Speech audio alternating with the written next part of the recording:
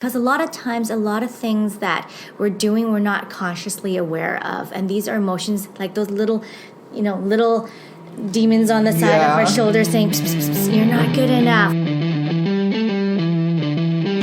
You're listening to the One Man Business Podcast, brought to you by Rod Pensine. Everything you need to know to run your own show. Welcome to One Man Business Podcast. This is Rod Pensine. I have here with me the music therapist, clinical hypnotherapist, Joney Poon. Hey guys, welcome. I'm so excited. So welcome to listening to this podcast with us. Thank you, Rod, for inviting me. You're very welcome. What are the most common problems that you see business owners or solopreneurs? We are both solopreneurs, so we know some things that you usually see that happen with, these superheroes, let's say, and how you help them. Yeah, no, I like the analogy superheroes, because we're given when we start a business that we're a one-man show, right? Yeah. We do everything. So like the superhero, we're running here and there, doing everything. We have to be that forefront, that powerhouse.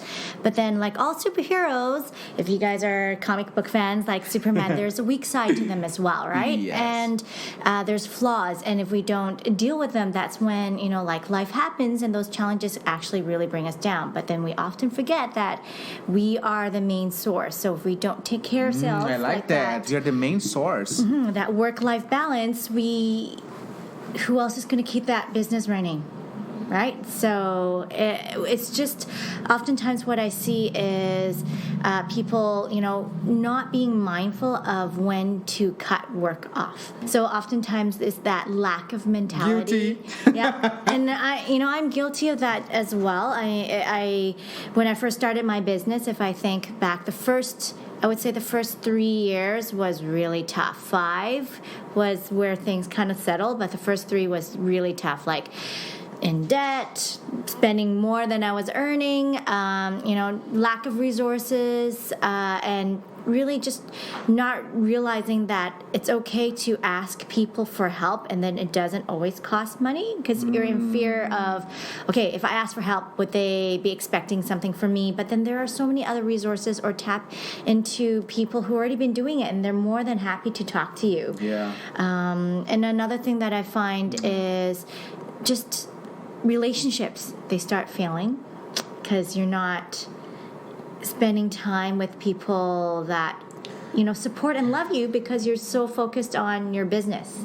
So just managing those emotions. Oftentimes we like to think we're logical people, and studies have shown that no matter how logical or analytical we are, we base a lot of our decisions on our emotions. And it just factors in that just think about it this way.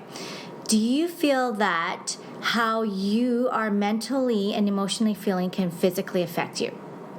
And if the answer is yes, then it also affects everything else that you do. Because if you're physically not well, how are you going to go about meet new clients, get new clients, or plan about your day?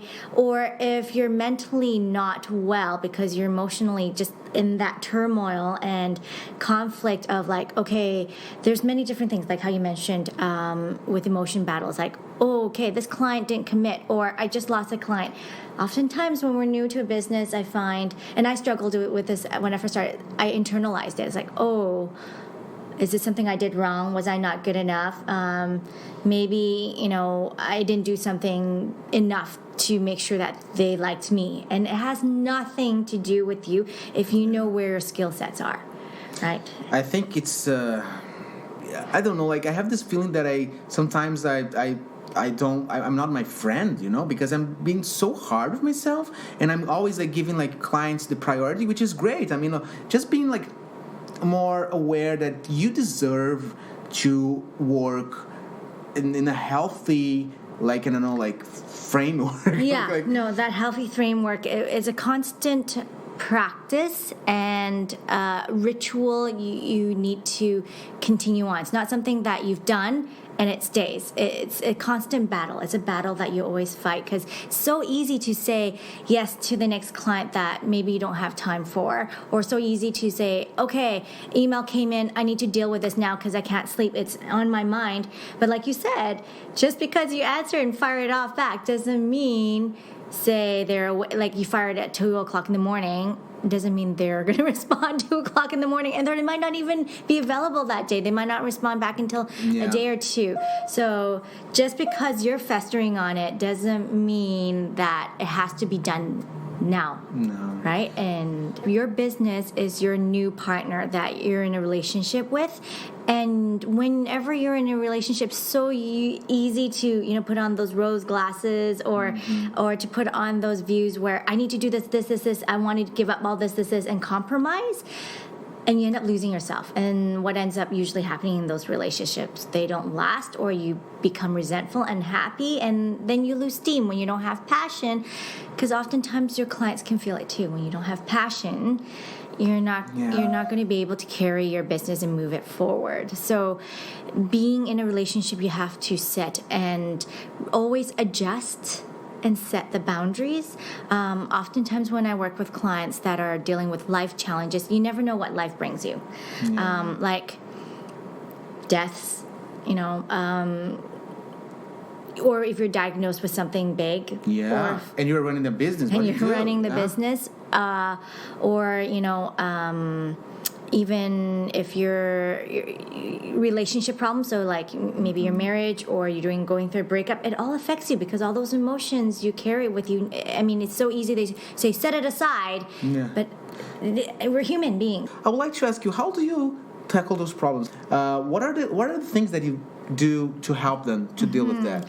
So I will give them tools to teach them how to practice or make that ritual of work-life balance. And it's so easy to fall off that track because a lot of times, a lot of things that we're doing, we're not consciously aware of. And these are emotions like those little demons on the side of our shoulder saying, pss, pss, pss, you're not good enough, or you need to do more, or if you don't do this, people will think you're lazy. And maybe those are things that we learned and experienced and beliefs that are ingrained in us as we are growing up into our student life, and then we carry that into our work life, and we don't realize it. We've been practicing it so long that these inner voices in our head and life experience and beliefs are maybe were true at a time, or not even true at all, but we believe them and embody them. It's not like, oh yeah, I'm lazy, so that's why I have to work harder. We don't consciously think about that, but deep down maybe someone said that, or a parent said that. And then it's kind of left an impression,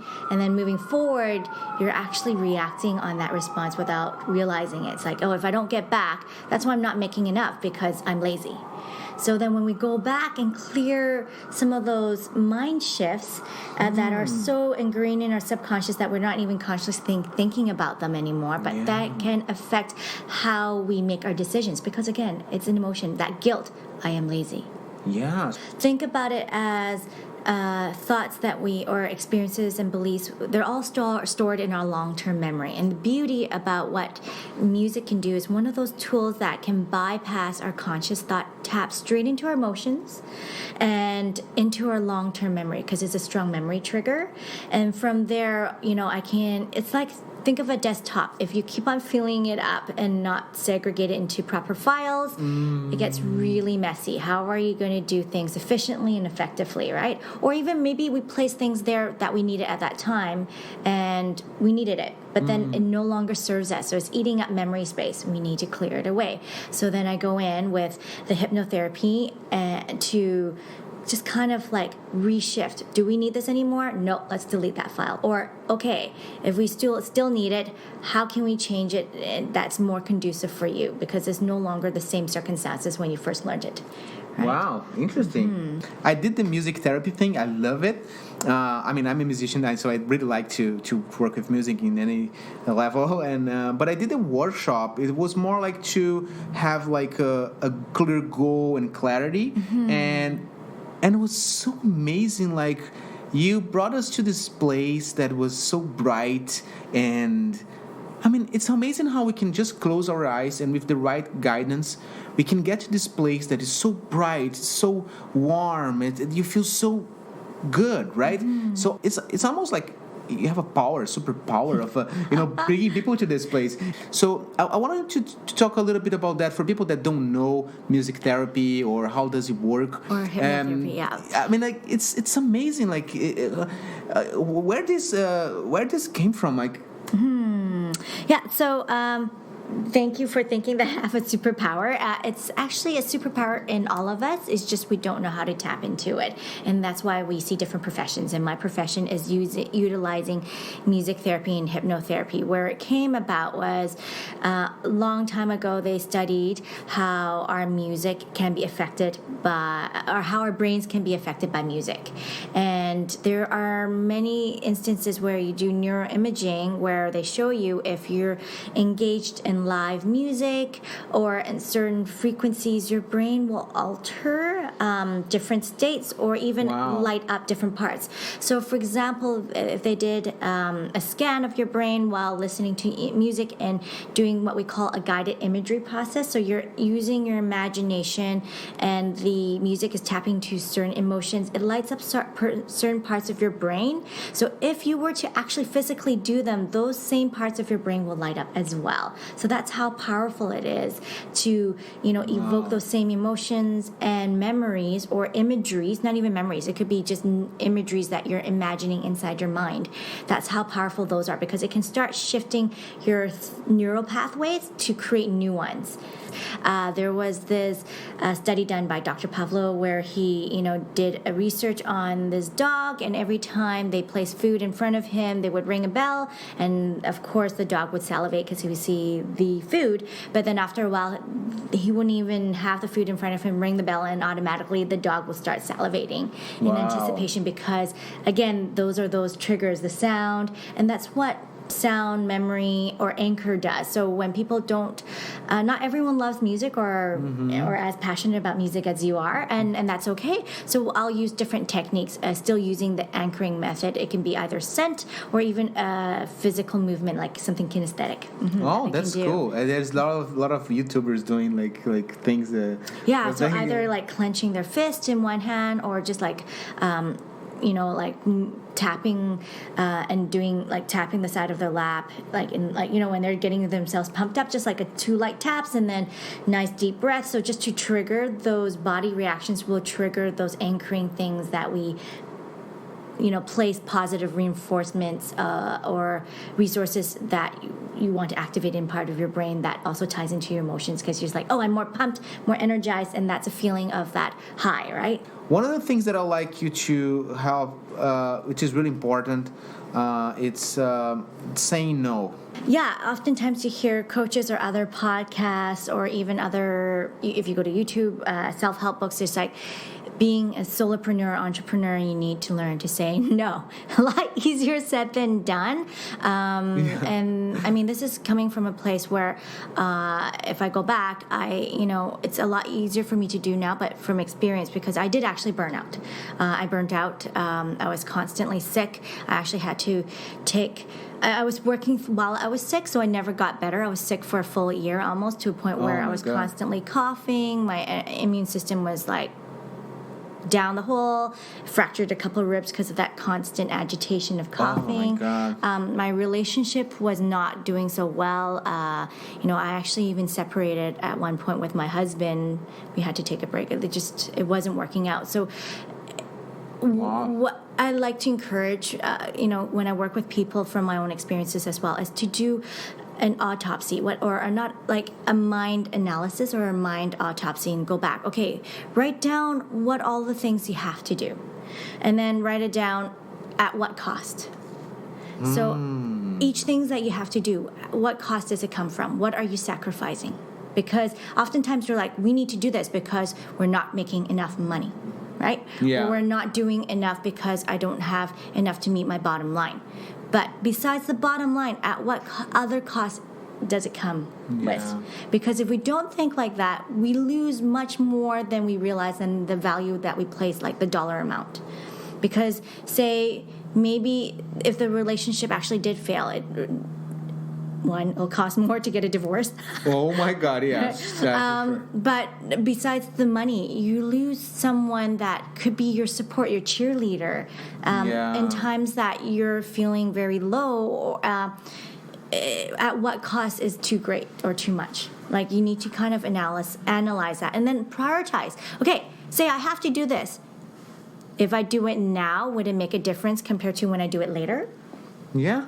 Right? Like, would it make a difference if I don't answer this email right away? Is the client going to leave me, or, what are the ramifications? It's funny how we always think about money when we're making decisions for business. And we forget about, especially as solopreneurs, that we are the business. I mean, we are the machine that runs everything. So if you're not good, if you're not like, healthy and empowered and, full of energy, you're not going to get anywhere. I mean, we are the business. We have to take care of ourselves. So that's why I think it's so important to have someone like you or someone to help. Like, oftentimes when clients are in that mode, it's like, I need to work. Then again, I encourage you guys to think beyond the dollar amount.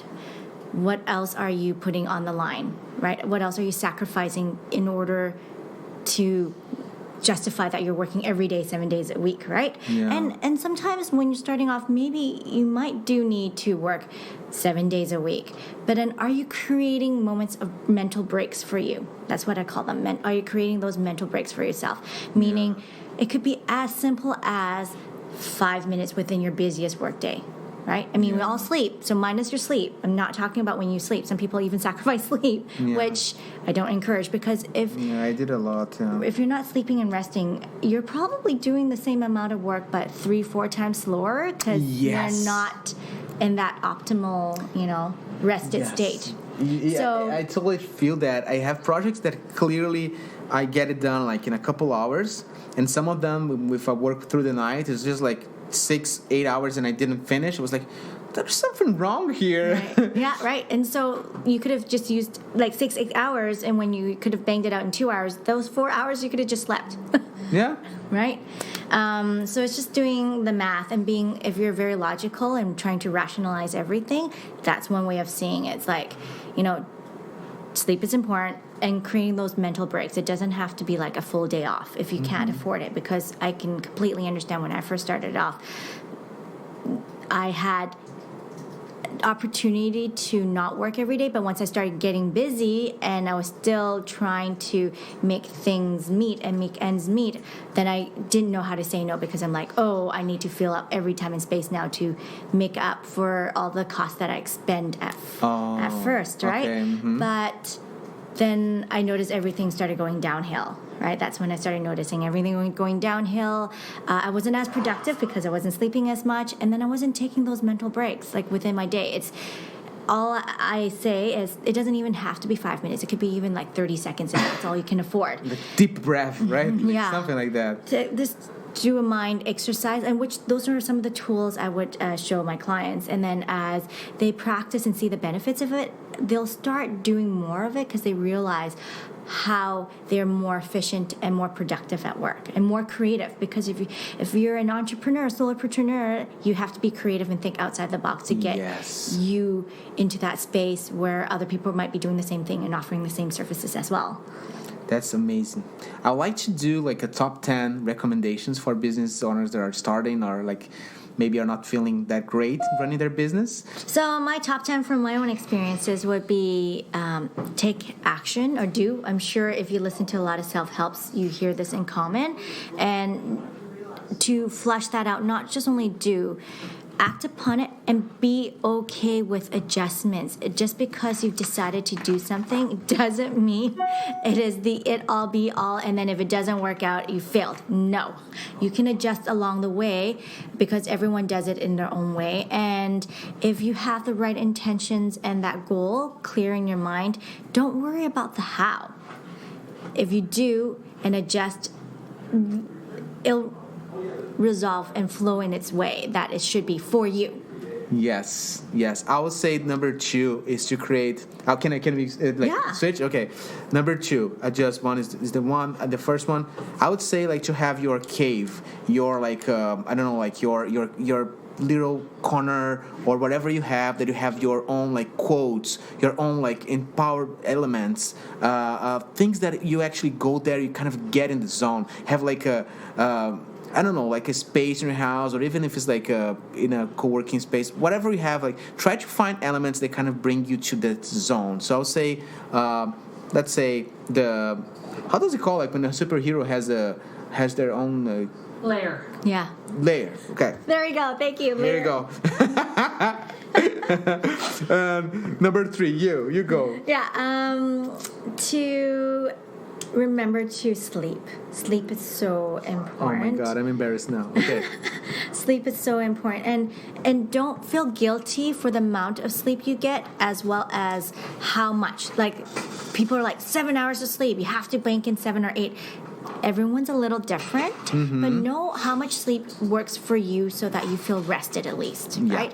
And if you're not able to sleep well because things are happening, life happens, take those mental breaks then, because when you know how to be mindful, or if you're practicing certain meditation or certain mind rest, you can actually put your brain into a certain state of sleep, quote unquote, I'm air quoting now, that is just as good as when you're REM sleeping. Oh, interesting. Okay, so sleep. And yeah, you mentioned meditation. I'll say this is my number 4, meditation, or I mean, everything could be a meditation. It's more like trying to get to a focus zone, like just clean up the mind, like mindfulness practice, like something like going out for a walk. Like, I like to play like guitar. Like, I really get into. Sometimes I don't play a song. I just like play random notes and I just start playing. And then like 5 minutes later, I was like, wow, I really feel good. So that's my thing. But anything that kind of take you away from the storm. So meditation or whatever works for you in terms of like turning off the business solopreneur mode, right? So I would say meditation. 4. Number 5, you go. I would say 5, to do things that meet not just your physical and like brain knowledge needs, but that other emotional and spiritual needs, if you're a spiritual person, or emotional needs. So things that you enjoy doing but has no purpose. There's no means. Like, it's not like I'm doing this because I have to finish this, or I'm doing this because it will lead to this project or whatever. Just doing something that you enjoy or have fun that doesn't have a main purpose. Number 6, I would say KPIs, which is key performance indicators. So whatever you want, it's just like if you have a goal, and you can break down this to personal or whatever, but just have a number that you can keep track of your progress. Because sometimes you get so upset. Oh no, I have to go. But if you really check the KPI where you start and where you are, it's not that bad. I mean, you are doing good. You are growing. So don't be too hard on yourself. I mean, just keep track of some kind of number, like the conversions per sales call, or whatever, like leads per whatever you would want to track. Just Google KPIs. There's so many dashboards, free apps that you can use. So I would say KPIs just kind of help you in the peace of mind of, okay, calm down. I am growing, and it's okay. I'm doing in a as fast as I can, and it's growing. So I would say number 6. Number 7, you go. Social. So I would say social. Okay. Yeah. When we're solo, I try to say both words at the same time. It's entrepreneur, solo, and entrepreneurs. If you're that, a lot of times we become more isolated because we're doing everything. We're connecting with people that we need to work projects on. So like, for example, your website designer, but it's not like a social setting where you really get to connect and learn what each other does because you have a focus in mind. But just do social activities, even bring it a step further, network, right? Yes. And then that's when you start meeting people, learning what they do, and then you can start asking interesting questions, like learning from their experiences as well. What did they do? How did they get there? And people are more than happy to share their stories and experiences with you.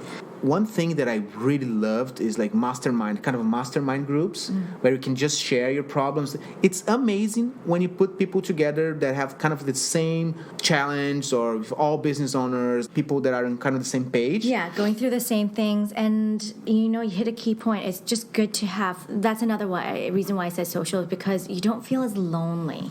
Oftentimes we feel like we're the only ones going through it. It feels very isolating, even when you talk to your friends. It's different from being in a mastermind group, because if you kind of see that as like a group therapy, everyone's going through the same struggles, or not maybe similar, or maybe different phases, but at least you feel like, oh, they've experienced that before. It's not just only me. Yeah. But when you talk to your friends or maybe your partners, they might have a different, career path than yours, and if they're not a solo entrepreneur, then they don't understand. They don't understand because they don't have the same struggles. Yeah. I think this is a really important one. Number 8, I would say, is strategy. Strategy is how you're using resources now and how you're going to manage the resources to tackle, to fight, and to get what you want, to get the specific goal. So strategy, getting a piece of paper, what are the problems, what do you want to achieve, and how you're going to get it done. So strategy is much more, it's like people sometimes complicate things, right? And we talk about strategy, marketing strategy, whatever, they kind of get like, oh, what should I do? So just get a strategy in place. Just get something that, like a battle plan. A battle plan is so important, weekly or even monthly, and to solve a problem. Number 9, you go. At least have a little faith and trust in yourself. So that, for example, if you're setting prices or whether it is, and a client says no, don't take it as an attack on you. Yeah. An experiment, I will say, yes. Right? And don't feel guilty. A lot of times people feel guilty to even ask. Yeah, I like that. I'll take my number 10 is actually I'm borrowing from Gina Best. Okay, so my number 10 is write things down. And just like have like a notebook or something, all the ideas, the strategy, think is like this podcast, like some key points from this podcast or the top 10, write it down in your book. This is a really simple but really powerful tip from Gina Best. And I think we have a good top 10. I'll put on the comments, like in the podcast notes. Anything you want to say to wrap up? That, I think I just wanted to reiterate, like, all these tools are great, but don't feel like you have to tackle all of them and get all of them right away. It will just have a vision, write down what your vision is, and it's okay to adjust along the way, but don't be so consumed by the in-between of how to get to your destination goal. Yeah, I like that. Well, if you want to check Joney, rainorShineTherapy.com. Joney, pleasure to have you here. Thank you so much for coming. Thank you for having me here, yeah. One Man Business Podcast. If you have questions, please send it to me. Subscribe. Thank you. That's it. See you next week. Cheers.